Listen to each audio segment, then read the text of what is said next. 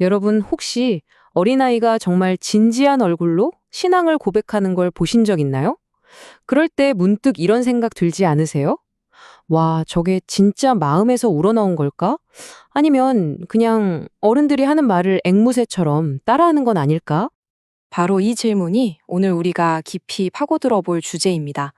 사실 많은 어른들이 아이들을 사랑하는 마음에서 좋다, 아이가 정말 스스로 믿을 수 있을까? 하고 고개를 갸웃거리곤 하죠. 자, 그래서 이 질문에 대한 답을 찾아가는 여정을 한번 시작해 볼 텐데요. 먼저 왜 다들 그렇게 생각하는지 그 회의적인 시각부터 살펴보고 그 다음에 성경에선 뭐라고 하는지 그리고 마지막으로 아주 놀라운 통계 데이터까지 한번 차근차근 짚어보겠습니다. 네, 첫 번째 파트입니다. 아이의 믿음에 대한 일반적인 회의론. 왜 사람들은 아이의 믿음을 진짜라고 생각하지 않을까요? 그러니까 많은 어른들이 이렇게 생각하는 거죠. 아직 어린애들이 뭘 알겠어. 그냥 부모님이 하는 말 듣고 따라하는 거지.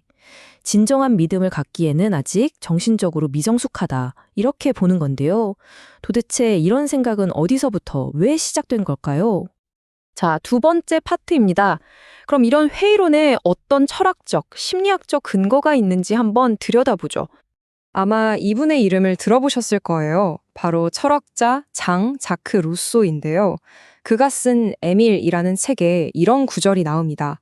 만약 어떤 아이가 하나님을 믿는다고 말한다면 그건 하나님을 믿는 게 아니다. 그 아이에게 하나님이 있다고 말해준 베드로나 야곱 같은 사람을 믿는 것일 뿐이다. 굉장히 단호하게 이야기하죠. 이런 생각은 현대 심리학으로도 이어지는데요. 발달 심리학의 거장인 피아제의 이론을 보면 형식적 조작기라는 개념이 나와요. 이게 뭐냐면 사람이 추상적이고 논리적인 생각을 할 수 있게 되는 시기인데 보통 11살이나 12살 정도부터 시작된다고 봐요. 그러니까 죄라든지 은혜라든지 하는 눈에 보이지 않는 복잡한 개념은 그 전까지의 아이들은 제대로 이해하기 어렵다는 거죠. 자, 지금까지 들어보면, 정말 아이들은 믿기 어렵겠구나 하는 생각이 들 수도 있어요. 이게 바로 철학과 심리학이 제시하는 회의론의 근거들이니까요. 그런데 정말 중요한 질문이 남았죠. 그렇다면 신앙의 근간이 되는 성경은 과연 뭐라고 말하고 있을까요? 놀랍게도 성경은 특히 구약을 보면 아주 일관된 관점을 보여줍니다. 신명기 곳곳에서 계속해서 반복해서 말해요. 네 자녀와 손자들에게 가르쳐라. 집에 있을 때나 길을 갈 때나 부지런히 가르쳐라. 심지어 남자, 여자, 그리고 어린이들까지 다 모아서 하나님을 배우고 경외하게 하라고 명령하거든요. 이건 아이들을 수동적인 존재가 아니라 신앙교육의 아주 중요한 대상으로 보고 있다는 뜻이죠. 그리고 신약으로 넘어오면 이 관점이 정말 정점을 찍습니다. 바로 예수님의 말씀에서요. 어린 아이들이 내게 오는 것을 막지 마라. 천국은 바로 이런 사람들의 것이다. 와, 이건 정말 충격적인 선언이에요. 예수님은 아이들을 그냥 받아주신 게 아니라 오히려 어른들이 본받아야 할 믿음의 모델로 제시하고 계신 거니까요. 네 번째 파트입니다. 바로 이 지점에서 우리는 아주 근본적인 질문과 마주하게 됩니다. 회심이라는 것, 믿음을 갖게 된다는 건 과연 머리로 이해하는 지적인 활동일까요? 아니면 마음으로 받아들이는 영적인 사건일까요? 자, 이 화면을 보시면 두 가지 관점이 아주 명확하게 대비되죠. 왼쪽의 인지적 관점은 뭐예요? 추상적인 논리가 필요하고 모든 걸 완전히 이해해야 진짜 믿음이다.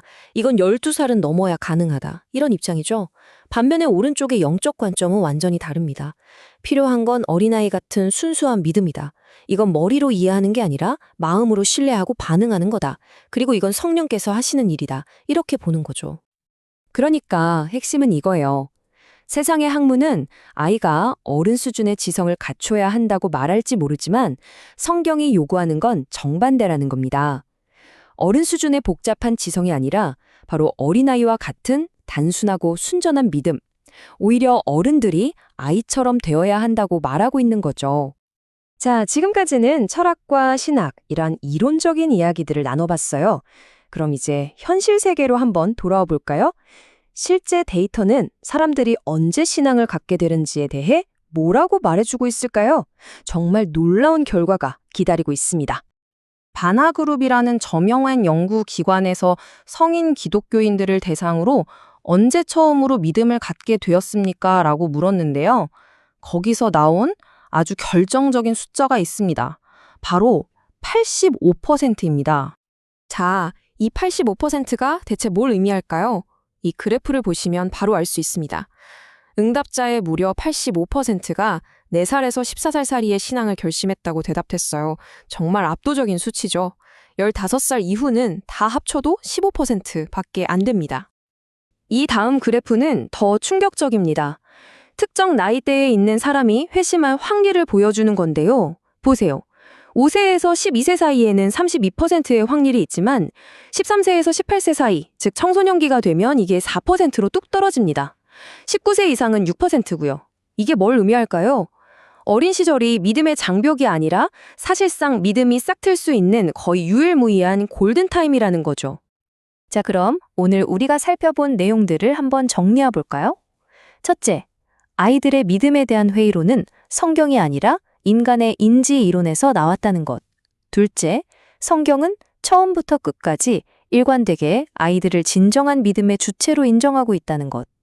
셋째, 현대의 데이터 역시 어린 시절이 회심의 가장 중요한 시기라는 걸 명확하게 보여주고 있습니다. 실제로 코리 텐붐이나 제임스 dob슨 같은 유명한 인물들도 3살, 5살 때의 회심을 증언하기도 했고요. 결국 이 모든 걸 종합해보면 이제 우리가 던져야 할 질문은 바뀌어야 합니다. 과연 아이들이 믿을 수 있는가가 아니에요. 진짜 질문은 이겁니다. 우리 어른들이 아이들의 영적인 필요를 진지하게 받아들이고 그 믿음이 자랄 수 있는 환경을 만들어주고 있는가?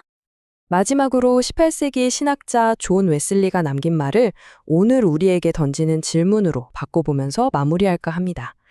만약 우리가 지금 우리 다음 세대에게 주의를 기울이지 않는다면 지금 우리가 경험하는 이 모든 부흥과 은혜가 과연 그 다음 세대까지 이어질 수 있을까? 이 질문에 대한 답은 바로 우리 각자의 어깨에 달려 있습니다.